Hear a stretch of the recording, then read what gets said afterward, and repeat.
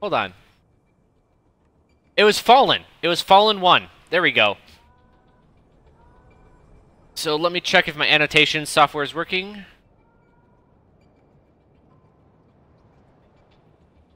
Yep. Yep. Green, purple, yellow. Yeah. So this is Fallin1. He is, according to this, he's an 1800. More importantly, this is Council. Fallin1 sent it. Alright, Surges, thank you. So it's a low SR game, right? It's 1800, but it's also Council. Now, I have no idea how different Council is until I saw this video. I've reviewed 15 and like 1800 SR people before for PC, and you guys, yeah, you'll see. But we're not going to critique them. We're not going to grill him. How about that? So he's playing Junkrat, but honestly, I'm not going to give two shits about him being Junkrat. Alright. So the rollout is bad. That's fine. Timing's overrated. In fact, the rollout doesn't really matter. Yeah, you can already tell just what Council's like. At this point, he has very little faith in his healer that he wants to wait for the health back. Understandable.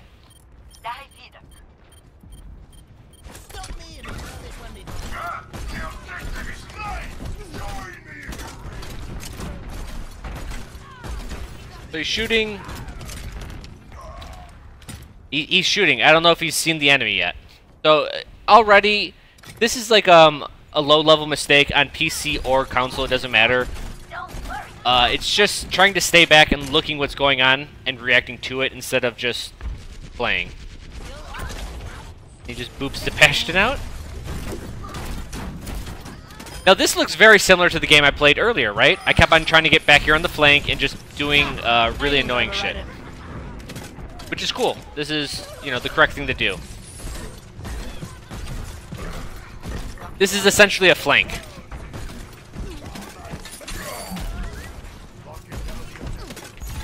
Right? So, tactics-wise, not bad. He has a little bit of trust issues with supports, and I can't speak to how supports play in the game. That's rough. The half-hearted, yeah, it was pretty adorable, wasn't that, Boop?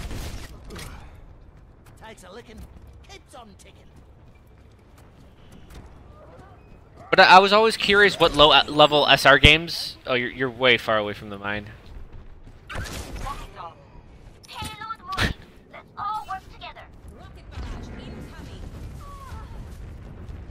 It's kind of like it's cute to an extent. He's trying, and I understand what he's trying to do, and the execution's a bit off. But that comes in time, right? You're not gonna be able to do everything at first. That's fine. I like his angles here. It sucks he just got sniped in the face, but how he was shooting to the left and to the right of that little stopping point, that little end of the rail, that's places I would shoot. Keep the payload moving.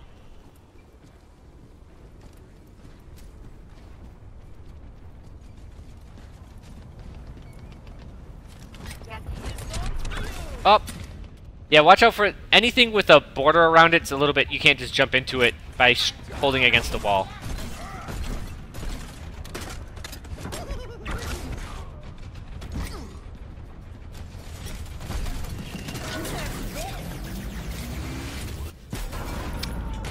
At that one, he should have hugged the wall, but again, these are one little nitpicks. I don't like doing that type of stuff. I think if you nitpick as an analyst, you're doing it all wrong.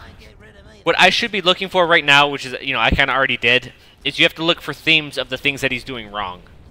Or, just general big things he can work on.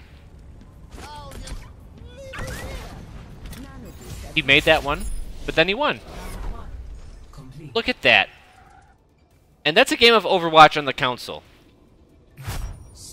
I always wondered what it would be like playing low SR just on PC. And a couple of you guys have sent in videos, and I'm getting a better feel of what that's like. But low SR on console is a little bit different. At this point, I'm going to save us the 5 minutes. Let me just go to here, and I will summarize what the attack is like, or the defense is like. Here, we're just going to skip. Let's skip to right about here.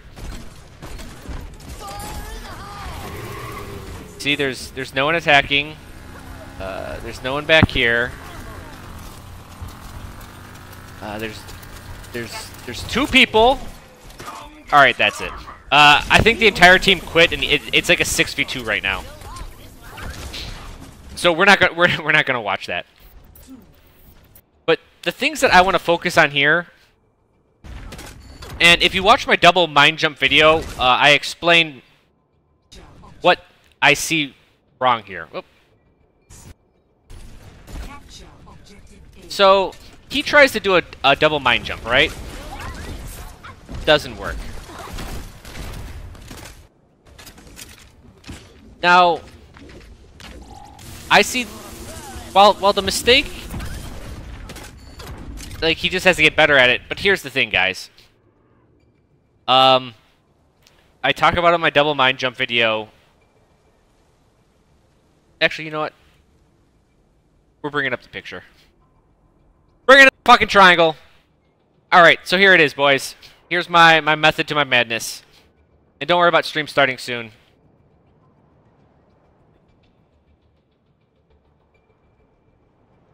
So here's the deal. This is how I look at games. Information leads to logistics, right? You see what you see. You know what you want to do against it, or where you want to be.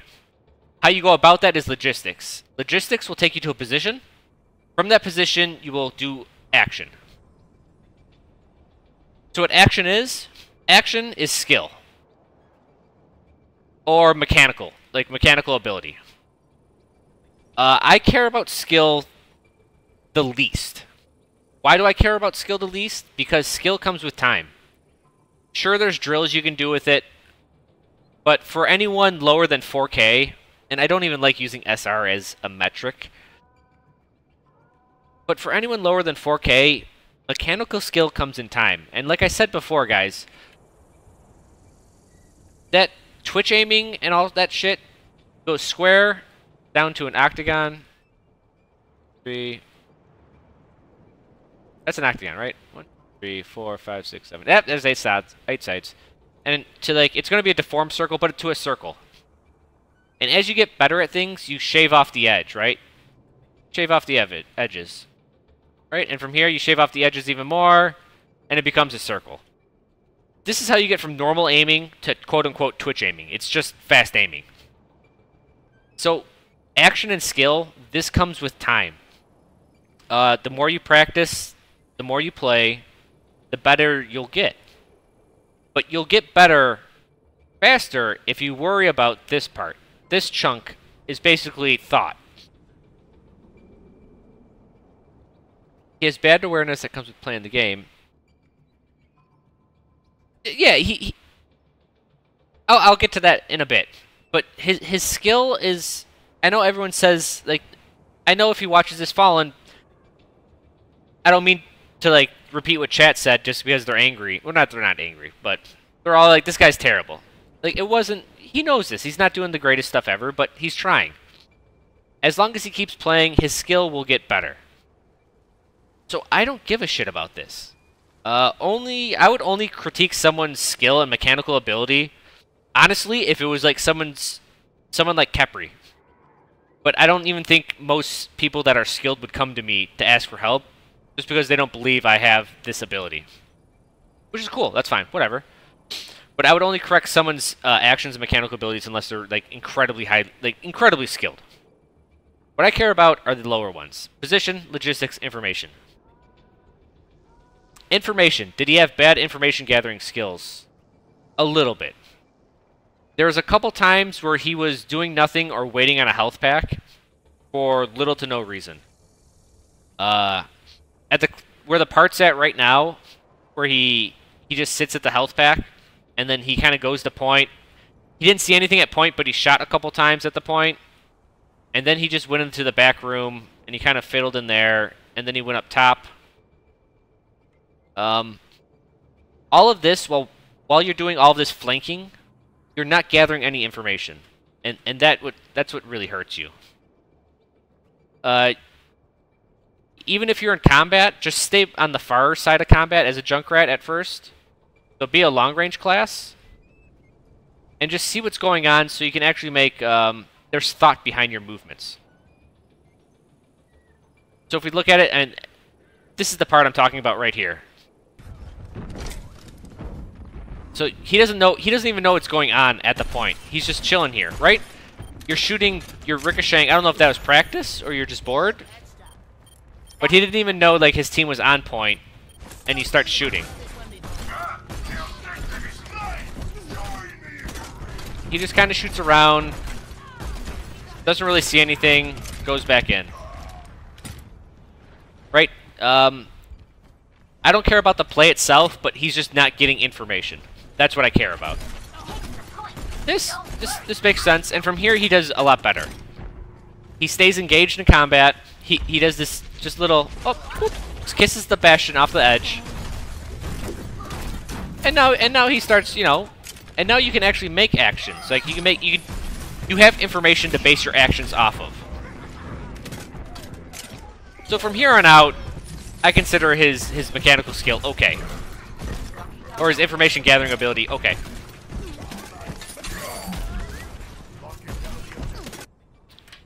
So let's go back to the picture. Whoa, how the fuck did I zoom in? That was crazy.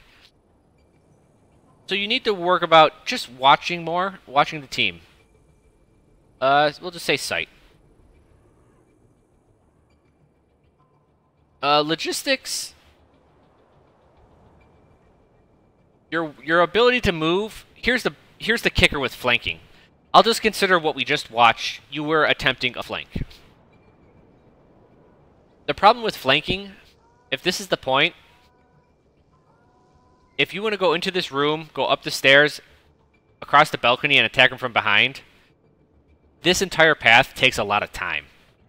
And if your team is attacking the point while you're flanking, that means it's a 5v6 for all intensive purposes. As soon as you get to this flank, you better start doing something. But if this flank takes 10 seconds, your team's probably dead, or they were at a significant disadvantage while you were doing quote-unquote nothing. So be wary when flanking. You flank for too long or you're too slow, it's not worth it. That's what I have to say about your logistics. Be wary of it. And I believe that just comes with time. Aiming's overrated. So time... I cannot write with a fucking mouse. Time to flank. Time to flank! Be wary of it. It's good to flank, but don't flank too much and don't take excessive flanks.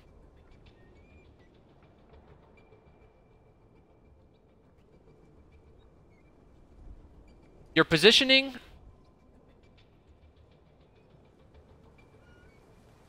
When you were in combat, at least on the first couple flanks, like, it was good positioning, but your route to get there was rough, and your information was rough.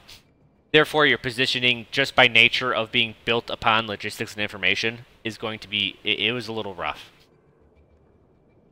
Like I said, you were disengaged in combat for a lot, and even when you were engaged in combat for the first part of the map, aiming's overrated. You weren't truly engaged. You were just kind of shooting around. Once you got to your correct position that you wanted to, you did good, but just be wary of that. Your mechanical skill, again, I don't want to critique, not only because I hate critiquing it itself, but as a non-console player, I don't know what good Overwatch looks like on a console.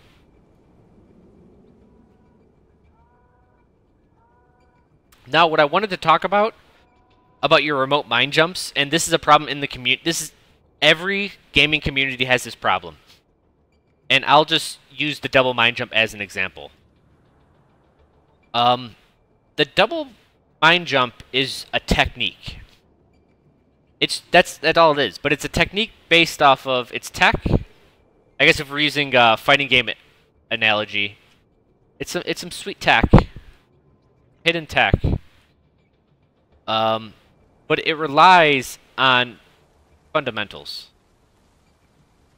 Oh, fuck this. I'm gonna try to spell it, guys.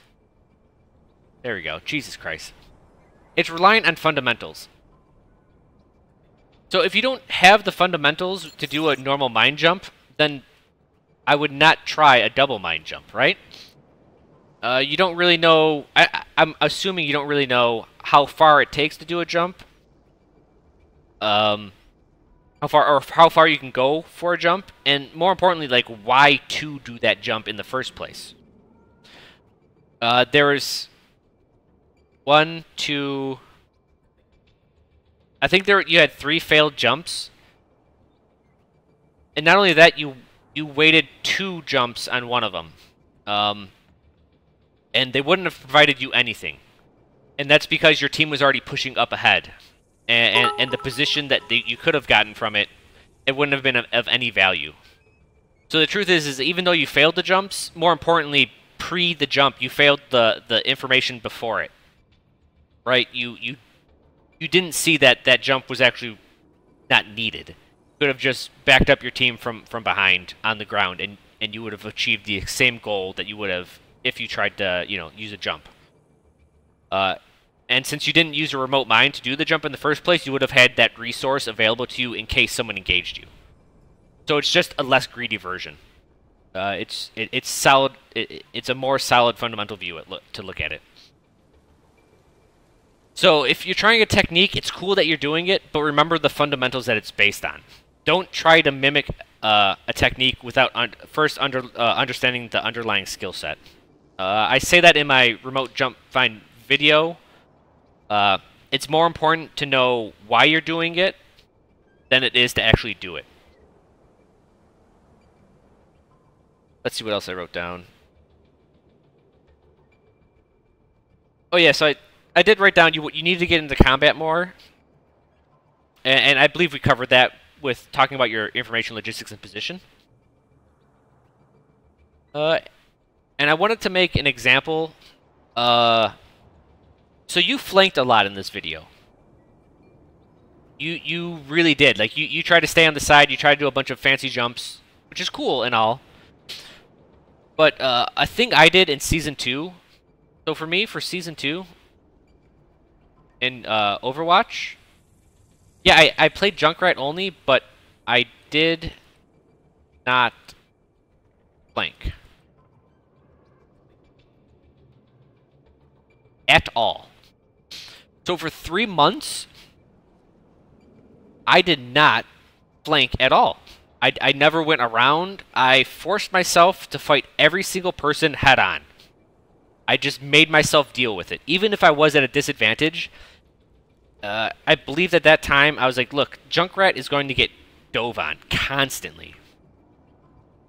For me to be able to deal with people constantly attacking me, I have to be in an environment where people are constantly attacking me. So let's not flank. Let's take that edge away. I don't want to give myself the advantage of having the surprise drop on someone.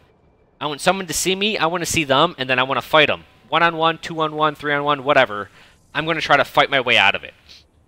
It's not smart for a win, but it's great for learning to get better.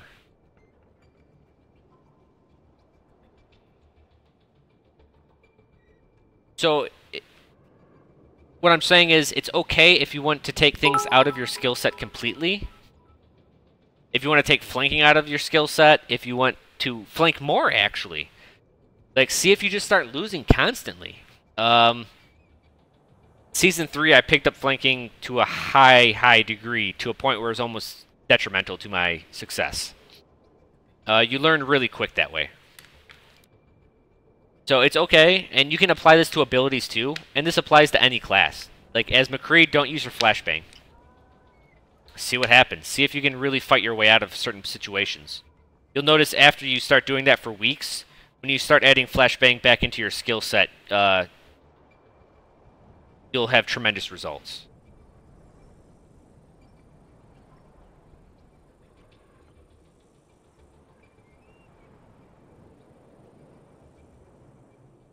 But that's about it for the video.